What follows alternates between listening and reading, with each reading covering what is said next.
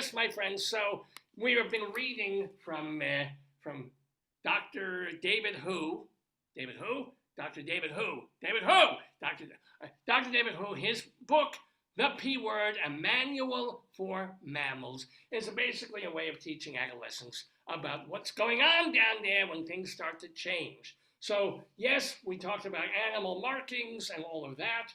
Let's talk about, oh yes, we went here last time. We started this, but there's more. Talking about erections, talking about the little bumpy and the wumpy here. Let's hear a bit more about erections and why they happen and so forth. What happens after this? Puberty. We start with puberty. Now, we've all heard the word, and we know that it means our bodies are going to change in important ways. Puberty is the transition of our bodies from childhood to adulthood. It grows like we do. These changes happen on a different timeline for everyone. It may be as early as 9, or as late as 14. But no matter when it happens, puberty is a natural part of growing up. And it usually begins because our bodies start producing a hormone called testosterone. Once this happens, we grow taller, well, some of us do. Our voices may get deeper, and we may notice hair under our arms, on our faces, for some of us on our backs, and around our pubic area. Ooh, more about this area on page 54. How long is this goddamn book? All right.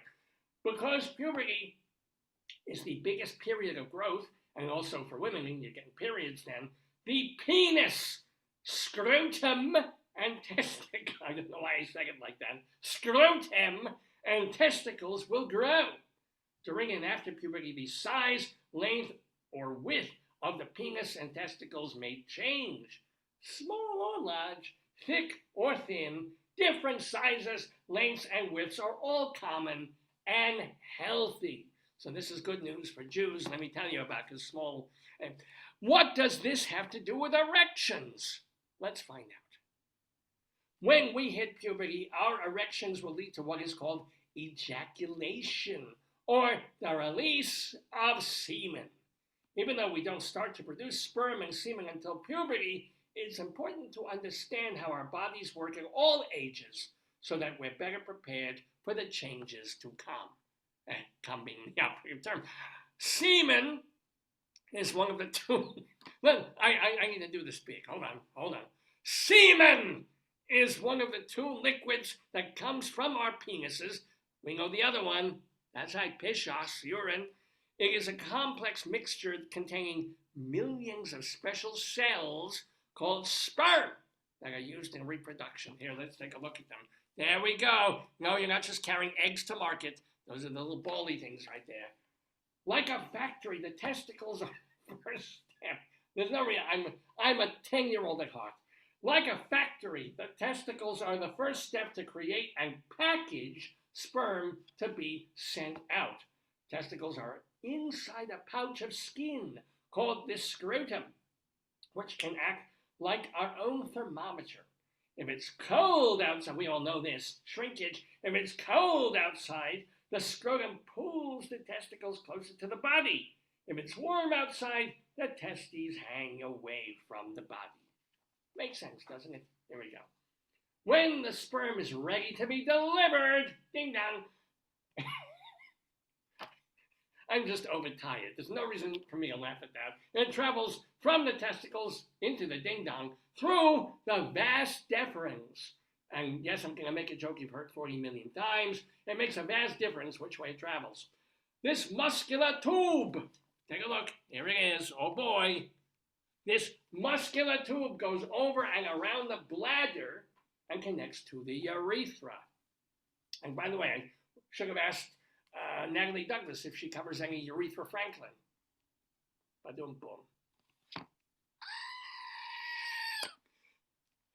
The vas deferens is like a train track for sperm to follow on its way to the seminal vesicle. No kid is going to understand all these words. This is where semen and sperm combine. Semen's primary role is to keep the sperm cells healthy as they leave the body through the ejaculation. We might first experience ejaculation as the result of a wet dream. I can't believe this is in this book here. We'll wake up with a wet, sticky spot on our pajamas or our sheets, but we haven't peed in bed. Oh no. If this happens, it just means that we had an erection and ejaculated while we were asleep, which is kind of what my wife hopes will happen with me. How does semen speed stack up? First of all, I kid you not, I couldn't make this up. Here's a chart here. It's like a Venn diagram. If it were a Venn diagram, I know when to share it with you. Farts go at 9 miles per hour. Semen shoots out at 28 miles per hour. Well, when you're that age. Now it's like 114. It's like, a cough goes 62 miles per hour, and a sneeze can be up to 100 miles per hour. It's almost like a sneeze NATO, my friends. What about in other mammals? Now, as we know, humans have testicles that hang outside the body, but for some mammals, the testes are not visible, while some are hidden by fur or tucked away between the legs, like the gray wolves or the transvestites. Others, like elephants, have testicles that are actually inside the body. Similar to humans, most mammals have testicles outside their bodies. However, the scrotums come in... I feel like I'm shopping for scrotums at Walmart. Scrotums often come in different shapes and sizes. The vervet monkey. Oh, this book loves a vervet monkey. The vervet monkey has a bright blue scrotum, the most colorful of all mammals. And you thought you had blue balls. Ahem. Here are the basics of reproduction. Why do our bodies create sperm? And why do they release semen? Why? You know this. To be fruitful and multiply, to reproduce. Reproduction is what makes human life possible and is necessary for the survival of all living things. Now, for mammals, a key piece of making offspring lies within the semen. So, to produce offspring, a sperm cell needs to connect with an egg. Now, or which came first? Not every ejaculation will lead to reproduction because sperm alone cannot produce offspring, right? When joined with the egg, the combination carries all the instructions, that's a good word, instructions and ingredients to start growing a mammal's offspring, aka this turns into this. Even though the reproductive system is essential to keeping a species alive, unlike other body systems, it's not essential to keeping an individual alive. What? I have no idea what that means. Sperm are teeny tiny swimming cells. Even though only a small amount of semen comes out with each ejaculation, it can contain up to 900 million sperm cells, and the body continuously makes new sperm well into old age. So yes, those of you who are listening in the senior homes, still wear a condom, you never know. Reproduction in the mammal world? Well, European rabbits can have up to 130 babies in their lifetime, and not one of them calls. Imagine having that many siblings. Orangutans reproduce the least of all non-human mammals. They have only one baby every 6 to 8 years. Now, how can we keep the penis in tip-top shape? There it is. The angry pedophiles watching right now, probably enjoying this quite a bit. There's a little boy in the shower there. We wash and keep clean, not just because we get dirt on ourselves throughout the day, but we also get rid of germs like bacteria and viruses, for sure. Germs can make us sick and affect us year-round. Soap, water, and regular bathing keep germs away, and it helps our bodies stay healthy. Every time you wash up in the bathroom, even if you don't poop, it's important to wash your hands with soap. Now, one way bacteria can affect the penis is through the... No idea why I emphasized it that way. One way bacteria can affect the penis is... I will not get through this. It's through a urinary tract infection. Well, these infections. Oh boy. This reminds me when I was first back on the radio show 22 years ago, and I couldn't get through a segment. These infections, also known as UTIs, are caused by bacteria entering the bladder, urethra, or in some serious cases, the kidneys. Experiencing pain while peeing could be a symptom of UTI. So as we get older, there are a number of diseases that one person can give to another. Just as one person can give somebody else a cold, penis infections can be passed between those who have close contact with someone else's pubic area. So stay clean when you're pissing. Be courteous. Pee into your... Good advice right here. I always have to show you that I'm not joking. Pee into urinals, not next to them. You know, so much of this is at a high level, where you're talking to intelligent 9, 10, 12, 14-year-olds, right? You say, oh, it makes sense, this is sense, do this. And then you get to, it's like, yes, you don't pee next to me. You don't piss on the floor next to the toilet. You don't piss on the floor next to the toilet. You piss into the toilet. And this is a piece of advice.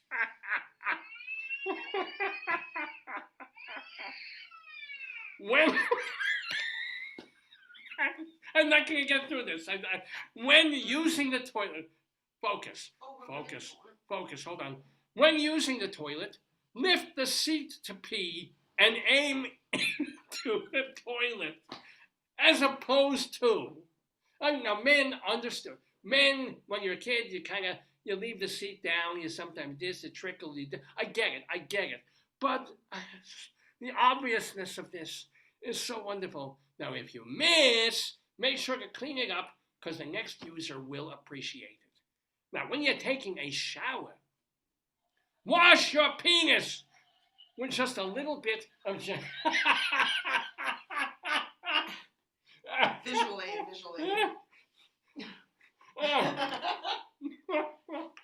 Here is, and see, someone did not flush. Last time they were in it, they left the poop. Look at all this. You wanna make sure that you aim when you're pissing. You lift the lid and you do this, and then you have to flush.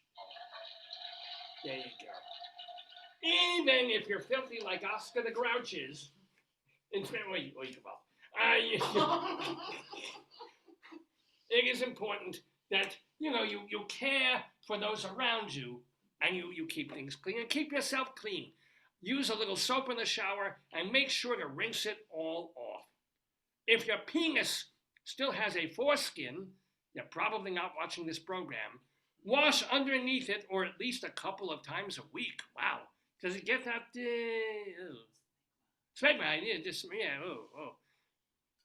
Notice, hey, do you notice a whitish material around your foreskin?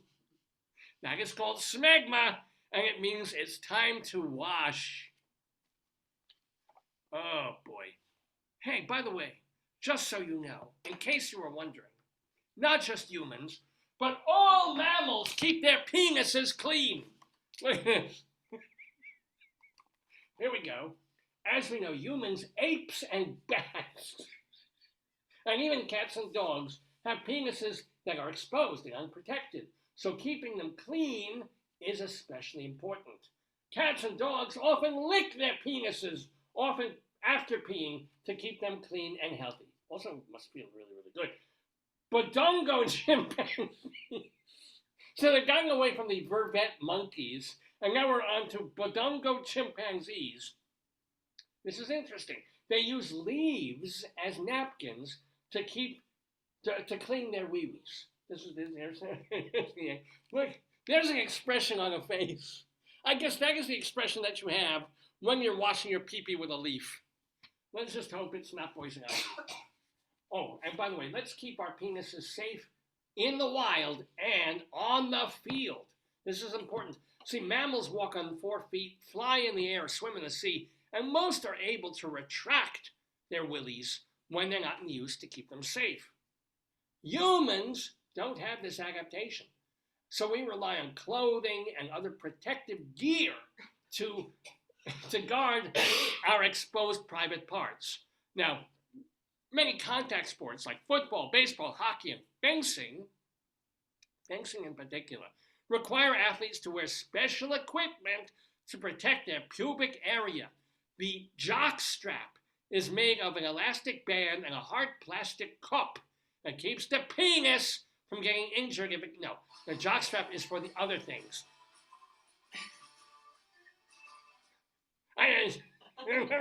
Somehow perfect, I don't know. Well, have we learned everything? We're coming to the end of this book here. What else could there be to learn, right? Never ask that of a Jew. A Jew is always going, oh, you're just beginning. You think you know everything. You start at the beginning over again. Now, let me just blow my nose. This book is just an introduction to one of the many organs that keep us alive and healthy. The penis gets rid of waste, marks territory, creates new life, and communicates to you about your health. How you doing? I'm doing all right. How you doing? I'm okay. It's all right. Knowing its important role in keeping us healthy is essential to having pride and respect for this organ, because throughout our lives, the penis grows and changes. You have learned some new vocabulary and increased your understanding of the inner workings of the body, but there's always more to learn. The best thing we can do is keep learning and being curious about our ever-changing bodies. And it has a glossary at the end of the book, which you might want to gloss over. So let's see, we really have all these words. This is good. Oh my God, a lot of words. Yeah. Been there. Vas deferens, viruses, wet dream, sperm, sphincter. Ooh, yeah, sphincter's a good one. I like that one. All right. And there are additional... There's a little boy who is looking a little too much forward to his pubic exam. There's a relationship this kid is having with his doctor that we don't want to know about. Anyway, there's additional resources that you can have. And then here's the anatomy one more time before we put this book down. The anatomy of the penis. So you got the snake and the egg, the feather. And that should tell you everything you need to know right about there. Ladies and gentlemen. Oh, here's the author. Here's Dr. David Hu. And look at this. Look at this. Asian doctor wrote the book, but this guy, I'm wondering, Ilias, no, he's Greek, he's not Jewish. Ilias Arahovitis, born in South Africa, but raised in Athens. In his early years, Ilias's canvas was the floor and the walls. I'm hoping not with his own excrement. But after the age of 5, he started using actual canvas to create his first oil paintings. He graduated from an art and design college in Athens, specializes in children's books, and has illustrated many of them over the past 25 years. Dr. Hu's research, the guy who wrote this book, has been featured in The Economist, The New York Times, Highlights for Children, and Saturday Night Live. One has to wonder. He is also the author of the young adult nonfiction book, How to Walk on Water and Climb Up Walls. I'm starting to wonder if this guy's information is accurate. I'm wondering if everything in this book has been properly vetted for scientific truth. I don't know. All I do know is I am Rabbi Sol Solomon, founder and spiritual leader of Temple Sons of Bitches in Great Neck, New York.